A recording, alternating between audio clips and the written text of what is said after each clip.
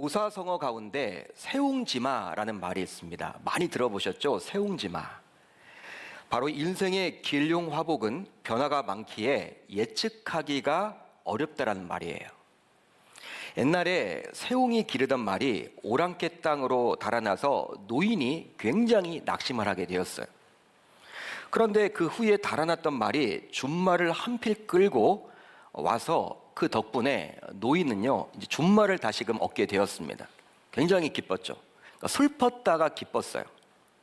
근데 그것이 끝이 아니죠. 아들이 그 준말을 타다가 떨어져서 다리가 부러졌어요. 다리가 부러졌다. 또 여러분 낙심이 오는 거예요. 이 노인에게는. 근데 그것이 여러분 끝이 아닙니다. 또 무엇이 있습니까? 그로 인해서 아들이 전쟁에 끌려 나가지 않게 되었고 죽음을 면할 수 있게 되었다라는 이야기에서 유래된 고사성어예요. 중국 회남자의 인간훈에서 나오는 말인데요.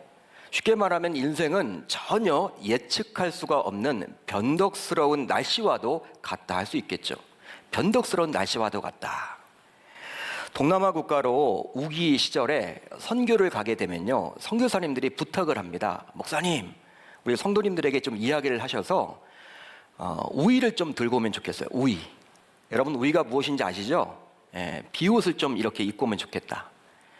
실제로 저도 인도네시아 단기 선교 중에 직접 경험을 해보았는데 바로 하루에도 몇 번이고 비가 내리기 때문입니다. 하루에도 몇 번이고 비가 내려요.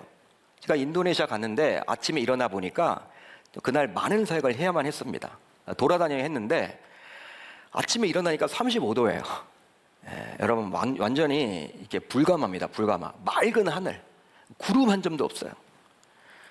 몹시 더운 맑은 날씨였어요.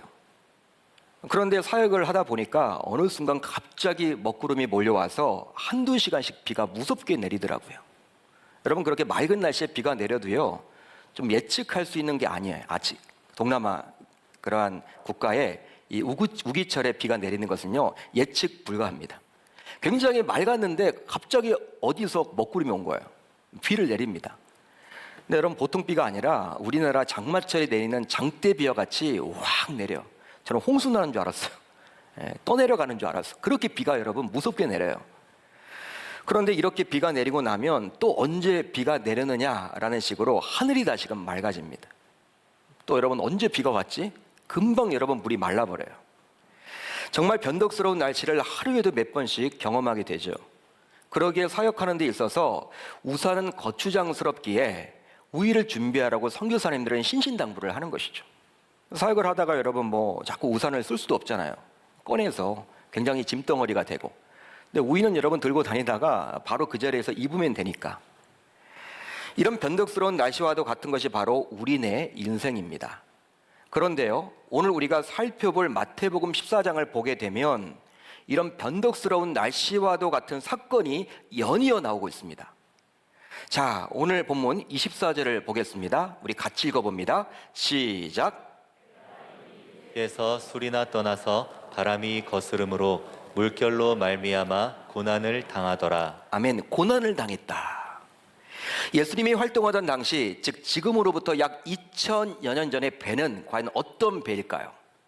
여러분 그 당시 배가 어떤 배겠습니까? 모터가 달려 있겠습니까?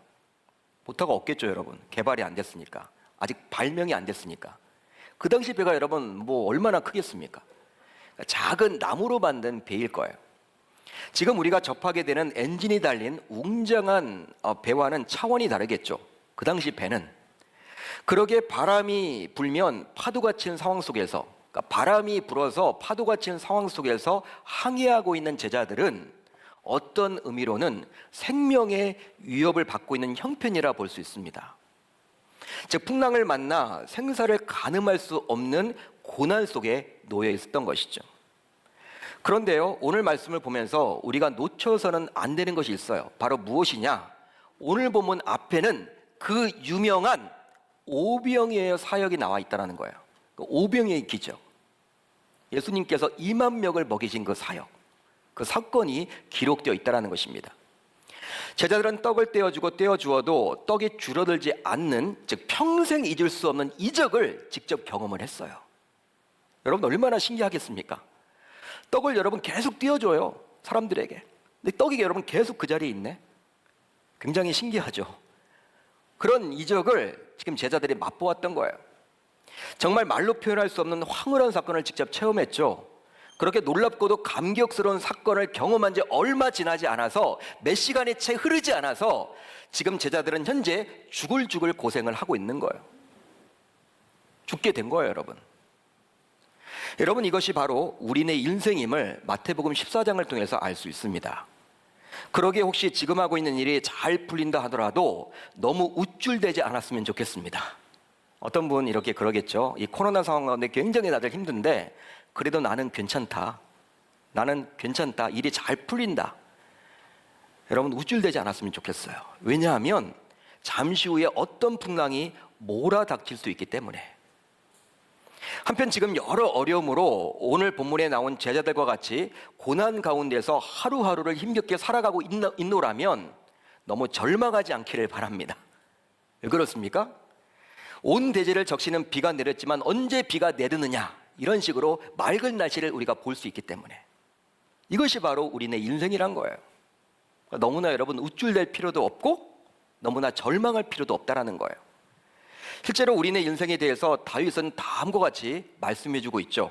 인생은 그 날이 풀과 같으며 그 영화가 들의 꽃과 같도다.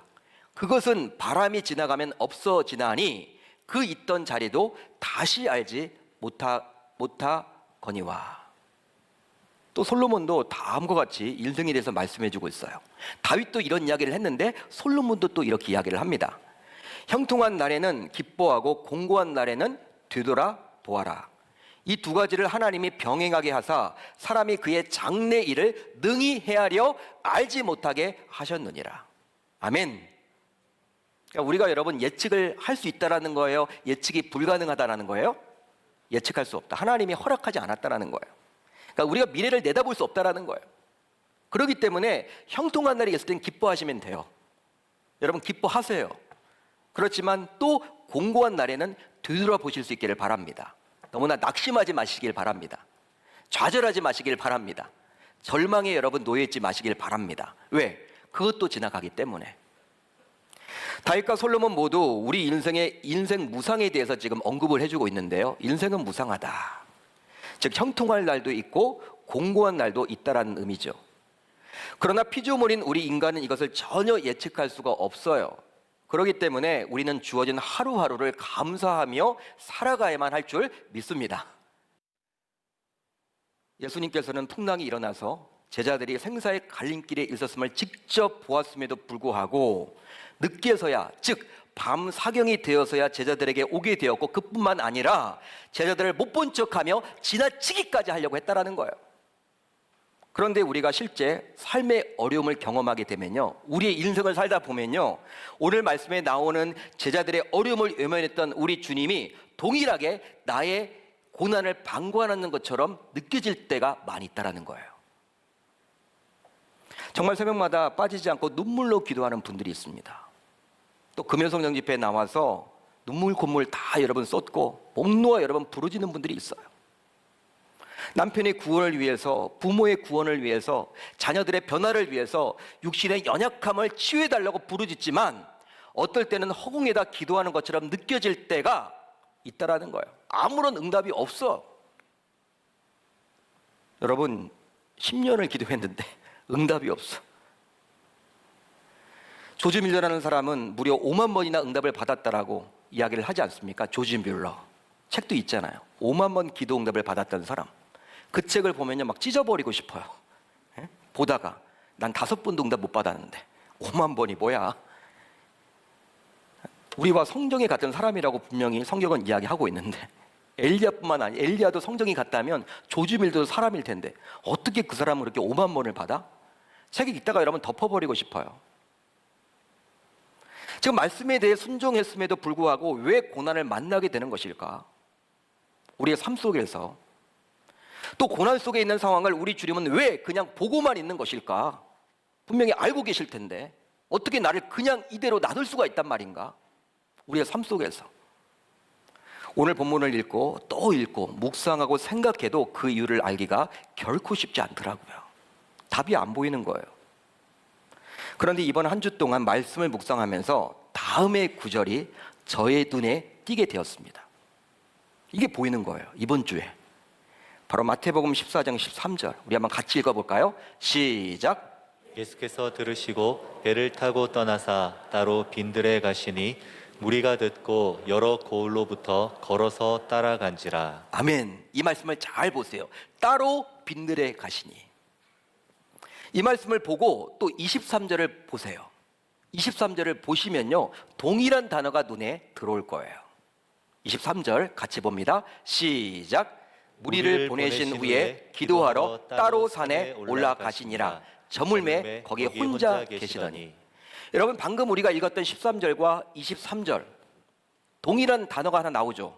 무엇입니까? 따로. 따로 국밥이 아니라 따로. 따로라는 단어예요. 헬라어로 이 따로라는 단어는요, 바로 카트 이디안이란 여러분 관용어를 씁니다. 카트 이디안.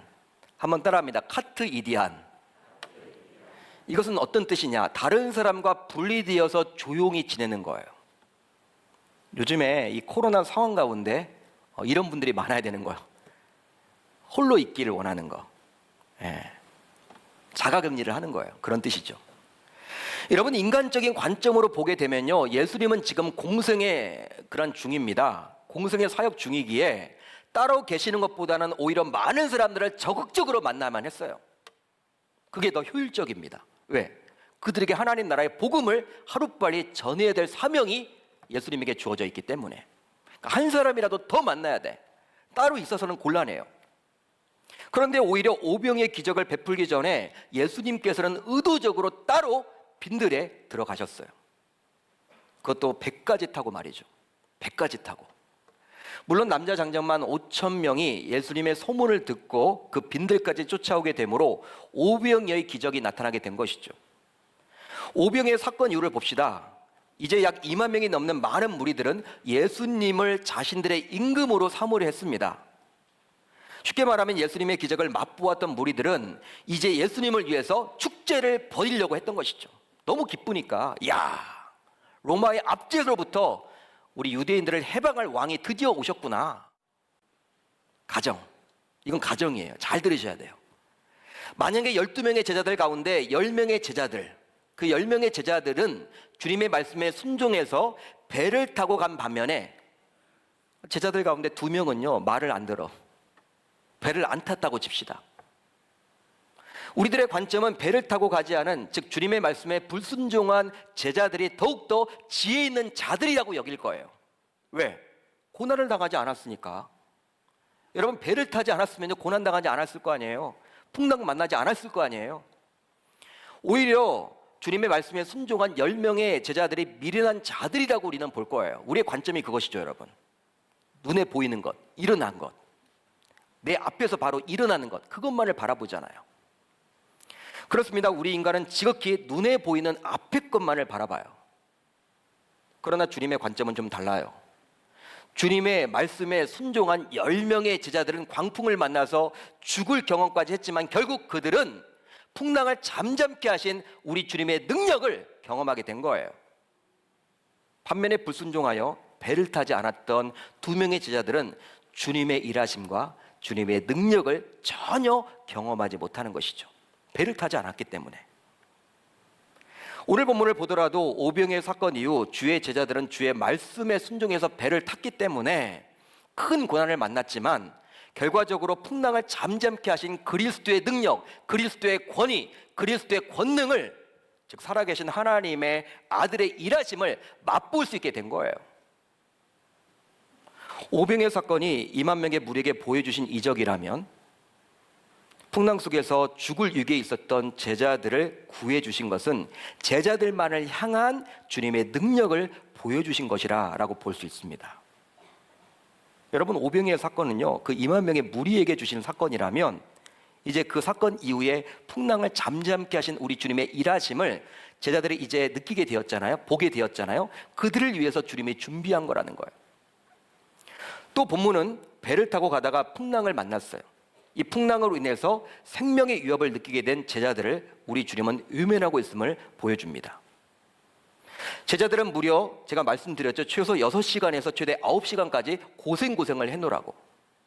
어떻게 주님은 이렇게 나몰라를 할 수 있습니까? 여러분, 우리가 한번 생각을 해보세요. 어떻게 주님이 이렇게 나몰라를 할 수 있단 말입니까? 말이 안 되잖아요. 주님은 사랑의 하나님이신데, 우리를 도와주시고 우리를 위로해 주시는 평안의 주님이신데, 어떻게 나를 이렇게 힘든 나를 이렇게 외면할 수 있단 말입니까? 이것은 바로 우리들의 관점이에요. 우리들의 관점은 우리가 위기를 만나게 되면 주님께서 그 즉시 그 위기에서 우리를 건져주셔야만 합니다. 우리가 알고 있는 하나님은 바로 그것이죠.